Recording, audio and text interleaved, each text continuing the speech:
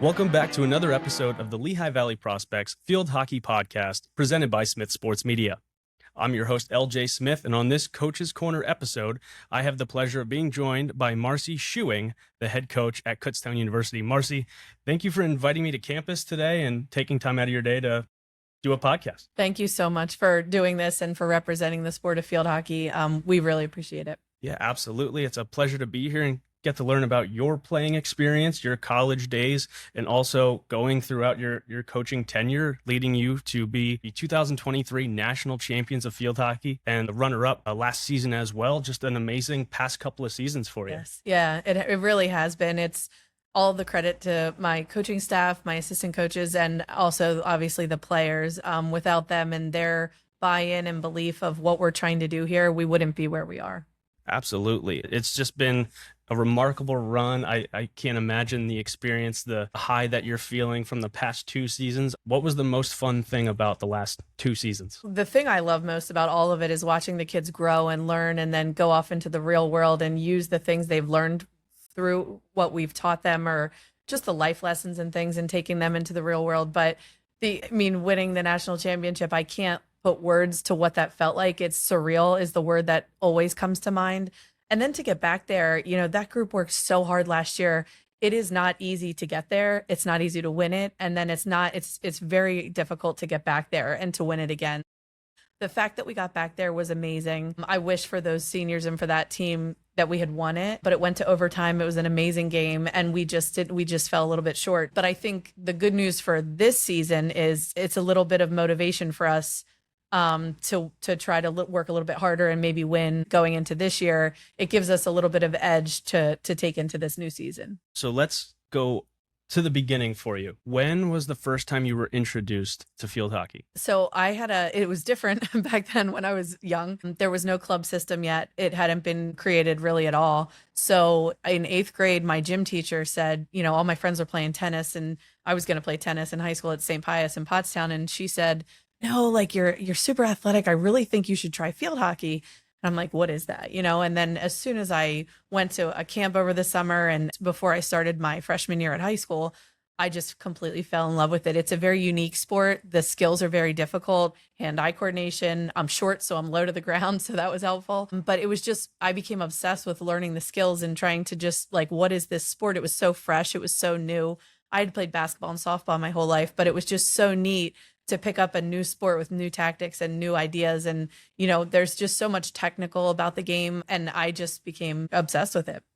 Were there any people that influenced you? You mentioned your teacher, Yeah. but keeping you going throughout your high school tenure? Yeah, I had some great field hockey coaches, people that really in high school, it's thankless. You don't get paid a lot, especially at a Catholic school like I went to. Coach Flynn and Coach Morris, they just really push you and make you a better person, but also just love the sport. They love the sport and you could tell, and it made you love the sport more. So they were really good influences. You mentioned playing other sports. Did you play those while playing field hockey in high school? I'm a huge proponent of multi-sport athletes. I played 3 sports all through high school, and I think it alleviates the burnout. It alleviates injury, but it also makes you miss the sport when you're not playing it. So when I was playing basketball, I couldn't wait to get to softball, or when I was playing softball, I couldn't wait to get to field hockey. And the reason I knew field hockey was my sport is that's the one I couldn't wait to get back to the most. And so I loved all the different sports. I loved doing the different things. It's just so different right now, the pressure on kids to pick a sport and to choose one sport. But I find, when they play multiple, it gives them time to miss, the sport that they do love. So I think it's still important to play more than one sport. Busy every season. You're never really falling out of shape. Field hockey shape is very different. It's different. It's very different. But being able to stay in shape throughout, you're not working the same muscles, different things like you mentioned. So it also just makes you're coached by different people and different styles and different things, and all sports somehow translate to one another and being coachable and things like that. So I think it makes kids even better when they have the multi-sport background, just the different ideas of different sports and taking them into your sport. So throughout your high school career, you're playing 3 sports. What was your recruiting process like? Did you have options? Was it just field hockey? Was it basketball and softball? What did that look like? That's actually really interesting. So I am 5'3" and I loved basketball. I really did. But I also came to the realization I don't know if I could play this at the highest level that I wanted to play it at because of being short. So that's where I started to really focus in on field hockey. We had a coach, Coach Morris, who took us to the National Field Hockey Festival down in Florida. And I hand wrote letters to probably, every coach in the country because I was first generation college. I did not know what I was doing, but I just wanted to get my name out there. There wasn't clubs then. So you go to this night at the National Field Hockey Festival. It used to be called College Coaches Night. And you go table to table and introduce yourself to the different college coaches. And so that's where, I found Mansfield and that's where she found me. And the rest is history. I had other schools that I was narrowed down to, but right when I walked on Mansfield's campus, it just felt right. It was, kind of in the middle of the nowhere, but I loved that. It was different from where I lived, but also my best friend went with me. So we had a great time there. The coach, Diane, changed my life. She's amazing. Actually, many people at Mansfield did. Steve McCluskey, the sports information director there, I worked for him for all 4 years. There's just really special people there, and that's what makes it. And that's what makes Kutztown as well. Like the people here, it's just so special. And I do feel like that's unique at different places. And that's what made it so great. So you mentioned meeting different coaches and stepping foot on campus at Mansfield. You had that notion like, this is where I want to be. How important is it for your student athletes that you're recruiting to step foot on Kutztown's campus and other campuses to know what fits them? Yeah, I think, and I hear this over and over again, they just knew once they stepped on campus. I think it's probably the most important thing. Also, the school should have something you're interested in academically, and that should be very important. But being there, it should feel like home. When you're somewhere, it should feel like this is where I'm meant to be. This is home. And I think kids know that pretty quickly. Now, people change and things change. And, with the transfer portal now, it makes it very easy for kids to leave. But I do think if you do your due diligence and know what you want and really try to narrow down, do I want big? Do I want small? Do I want city? Do I not? You really shouldn't give in to, you should have non-negotiables and you shouldn't waver off of that. If that's something you know about yourself, you really don't want to be in a city or you don't want to be at a 40,000 plus school. You shouldn't look at a school that has those things. So you shouldn't give up things because there's a school out there for everybody. And that leads you to Mansfield. What was your playing career like? What did that look like? Yeah, it was amazing. I have such fond memories of being there, but it was the teammates. Like, we did really well my freshman and sophomore year, not as well junior and senior year, but you don't remember the losses or the wins. You remember some of them. I remember we lost in double overtime here at Kutztown and we were walking to the bus and I said to my teammates, I'm going to be the head coach here someday. And they were like, shut up. You're crazy. Like, what are you talking about? We just lost a game. I knew then, though, that I wanted to coach. And I knew that the PSAC, and I'm from Berks County, I knew this would be the perfect place. So I actually said that to my teammates back then. And then when I got the job here, they were all like, oh my gosh, you said this years ago. And I'm like, I know. You don't remember the losses, or some of the wins feel really good. Some of the losses maybe didn't feel so good. But it's really the core memories that you made with your teammates, the impact your coach had on you, just the support staff at the school you're at. All of those things give you the memories that you're going to remember forever. And that's just the bonds, the friendships, the lessons, those kind of things. And you make that, you kind of speak that into existence, wanting to become a coach, and here nonetheless, yes. too, which is amazing. Did you have any other aspirations of a different career after college? What was your first job after you finished your playing career? Yeah, so I knew I wanted to be in sports. I've loved sports my whole life. I knew that was where I wanted to head. So I became a sports information director. I straight out of college did an internship at the University of Delaware and then went to Millersville for my master's degree and was a graduate assistant at Millersville in sports info. And then even went to Cedar Crest College and this job popped up and it was field hockey coach and sports information director. And I'm like, could this get any better? This is fate. Yeah, this job was literally made for me. So I took that job and not that I loved sports info. It's a lot of hours. It's a lot of hard work. Thank your sports information directors because they're amazing. But it's a lot of work and it's a lot of time. And I knew I wanted to have a family one day. I also was coaching and just got the coaching bug and just knew that's what I wanted to do. Sports information is amazing, but it's a little more behind the scenes. I love being with the athletes and watching them grow and watching them learn and having like a hands-on impact on that. So your first coaching gig was at Cedar Crest College. Yeah. What was that like, being in charge of your own program for the first time? I mean, I was 24 years old and look back and I'm like, I didn't know what I was doing. Yeah. It was all kind of learn as you go. And to be honest, my first day of preseason at Cedar Crest, I showed up, we had just enough girls to play. And I was like, I can't do this. I can't do this. And then I'm like, no, I can do this. So my first year we went 0-16 and got outscored 96-5. And because I was an SID, I remember all the numbers. Yeah. So then 2 years later, I think we won 3 games, but we got outscored 30-25 and closed the gap on everybody. And we're so much more competitive. And it was really a huge turnaround for Cedar Crest and for those athletes. They bought in. We had a much bigger roster, which helped a lot. And then I got the job at Bryn Mawr, which also a small liberal arts all women's college down in the main line of Philly. But I was also a faculty member there. So it was a very good job. And I was teaching some classes and also the field hockey coach. And then I was there for 3 years, same exact type of thing. Our first year there, I think we got outscored because you're in the Centennial, very tough conference, like 120-2 or something. 2 years later, same exact pattern. In that third year, we won, I think maybe 5 games and then got outscored. I think it was like 30-20 or something. I mean, we really closed the gap on teams. Ursinus the year before had beat us 15-0. And then the year after that, it was 2-1. So I brought in a bunch of kids that bought in. They played their butts off for me. They would do anything I asked of them. They were amazing athletes, and we really closed the gap. And then Kutztown came open, and that was always the dream. So ever since I started coaching, even when I was a player, I knew this is where I would want to be. It's blue collar. The kids will do, run through a wall if I ask them to, but it's also where I played in the PSAC, and the conference is incredible, and it has the perfect balance of athletics, academics, kids that will do anything you ask of them and just are a pleasure to coach. So I knew this is where I wanted to be. And comparatively to all women's schools that cost a lot more money, I found Kutztown was much easier to recruit to. And so that's why we became successful pretty quickly here, I would say. It took a couple years to kind of, weed through what we wanted the program to look like. And I would say we finally obviously got there and have been very competitive up until 2023 when we ultimately won the whole thing. It was just neat to see the progress of like where we started here, what we kind of decided year to year, this worked, this didn't work, changing things.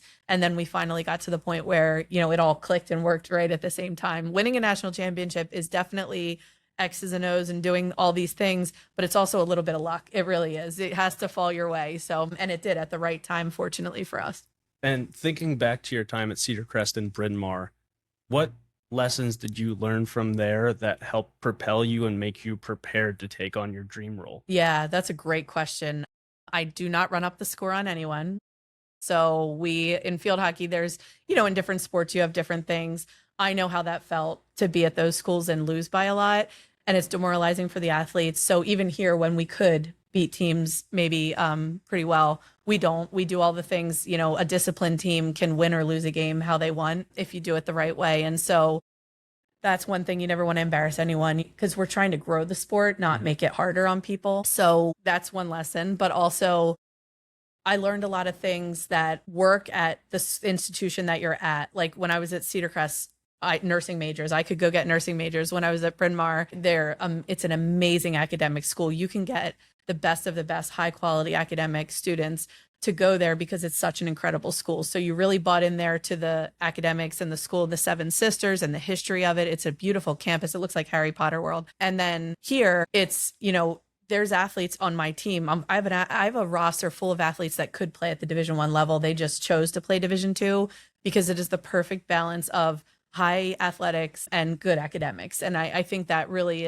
that's why this is a great landing spot for a lot of kids, like I said, that could play at the Division I level, but it is not as maybe high pressure. The true form of student athlete. Yeah, absolutely. Overcoming any obstacles throughout your tenure as a coach in general. So your first 2 stints, but now here, any obstacles you feel like you've had to overcome? I feel Absolutely. The main one is COVID. Yes, that anything else than that? Yeah, it's always tough taking over a new program and figuring out what you want that to look like. And it's coaching is tough. It's thankless in a lot of ways where you take all the blame for stuff, but I should. I'm, at the end of the day, I'm ultimately responsible for this program. But I've been so lucky to be surrounded by the most amazing assistant coaches. And Amber is I wouldn't be able to do it without her. She's incredible on the field, off the field, organizationally. She is just this incredible human. And we really balance each other well. And I think that's what the success has been here is being able to have two people that we care so much about the kids. We also want to win. We also want them to do well once they leave here. So we hold them to high standards. And I do believe that helps, once they get out in the real world, it helps with their academics. It helps with athletics. We always joke, I do Peloton, but Jess Sims always says, how you do anything is how you do everything. And we talk about that a lot here. How you are in the classroom, how you are socially, how you are on the field translates. And it definitely, the highest level athletes are typically good students, and typically, at least on our team, are responsible and things like that. So I do believe that plays a part in your culture. And what you're trying to build is choosing the right student athletes to be a part of your program, because ultimately they're the ones that are doing this for you. It's not you. That's the hardest part of coaching. You have to trust 18 to 22-year-olds to make great decisions out there. So you have to prepare them well enough to be able to do that and to stand on their own. And that's really hard. It's hard as a parent. It's hard as a coach to trust that they're going to make the right decisions. But we try behind the scenes to get them to that point so they are making the best decisions tactically or whatever it may be on the field. So that is a huge part of it as well. Now, one of the main things, you are the head coach of this program. You have a quality coaching staff that helps you get these goals achieved and produce quality human beings out of your program. How would your players describe your coaching style? Firm but fair, I would say. Okay. They always joke because Amber is one of the nicest humans ever. So, she's the good cop, I'm the bad cop. But as the head coach, you're always going to be the bad cop, which I've embraced. I'm okay with. But we're also both Libras, and we always joke, like, we love the balance. We don't want people not to like us. So we really try hard to make them like us. You're just not going to always be everyone's cup of tea. But I think I always joke with my team too, it's a democratic dictatorship where I give them a lot of areas where they can make decisions and lead and do things. But at the end of the day, ultimately, I'm going to make the best decision for the whole group. So they get a little bit of a say. I give them areas where they can really take the lead on, but then there's other areas where I step in. Now, how you mentioned that firm but fair, Amber good cop, you bad cop type of dynamic. How do you feel you and your staff interact with the current players, but also incoming student athletes that you're trying to recruit into your program? Is it just you with recruiting? Is your team kind of responsible for everything? Yeah, my team is a huge part of it. And that's why kids ultimately, it's not just stepping on campus, it's getting to know the team. And I tell kids, come watch me coach, because when a coach is coaching, they can't hide who they are. You are who you are when you're coaching. They can be as nice as they can in the recruiting process in an office, but when you actually get them on the field, that's who they are. And I want people to see that so they're not surprised when they get here. I want to win. And so I am very competitive. I don't hide that about myself at all. But there's certain kids that like that and want that coaching style. I really try to give someone a compliment, tell them what they need to hear, and follow it up with a compliment. So I'm going to be hard on kids. I'm going to hold them accountable. I'm going to be tough, but I'm also going to love you at the end of the day. And so I do think it's a balancing act, and it's very hard. It's just hard as the years are changing and the kids are changing. I have to change, and I have to be willing to change. And that's been one of the harder parts of coaching as well, is learning what works and what doesn't, because year to year it's different. So I have to be willing to change and not stuck in the old, my old ways, to help with, for instance, one thing we do is if the athletes ask for the practice plan beforehand, because some of them get a little bit of anxiety about what's practice going to be today. Is it going to be really hard? Are we running a lot? What are we doing? So I said to them, just ask me and I'll tell you. So one of the things we do, the captains will say to me, hey, do you have the practice plan ready yet? Can we see it? So I'll screenshot it, put it in our group me so that the kids have an idea of what they're getting into that day so they can mentally prepare before they get to practice. That's something I never would have done 10 years ago, but I know it helps. And so I think if I can alleviate a little bit of stress like that for you, I'm going to do that.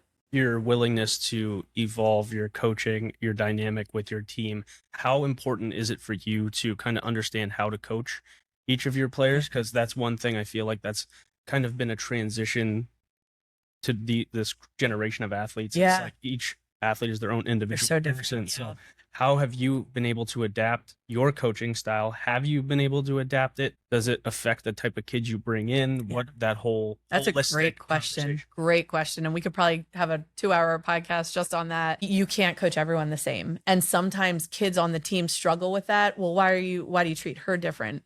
It's because to get the best out of each athlete, I have to know what sparks them and what drives them and what gets them going. There's a certain kid that said to me, just scream in my face and tell me that I'm not good. I'm like, that's not really my style. But they're like, but I need that, And then another kid, if I did that too, they would cry, and that wouldn't be productive. So I think it is all about learning who can talk to them. Some kids I do better with, some kids Amber does better with. So maybe if a kid's upset and we know she's closer to what Amber's style is, I'll send Amber over and say, hey, go talk to her, see if she's okay, and then come let me know, or vice versa. So I think that's the beauty of having different styles on the coaching staff as well, is being able to, it's just like voting captains. I always tell the kids, who do you want to lead you? And it's interesting when you see them vote for their different peers, why they vote for them. Some kids just respond better to different leadership than others. So I do think it's important to have leaders there that they all feel comfortable going to. And I think that's why kids choose this school, is because they feel comfortable with one of us as the leader ultimately. Thank you for tuning in to the Lehigh Valley Prospects podcast presented by Smith Sports Media. Please subscribe to our YouTube channel searching Lehigh Valley Prospects Podcast. You can stream the podcast on Spotify and Apple Podcasts searching Lehigh Valley Prospects Podcast. Follow us on social media on Instagram at LV Prospects Podcast, on X at LV Prospects, and on Facebook at Lehigh Valley Prospects Podcast. Until next time, I'm your host, LJ Smith, signing off.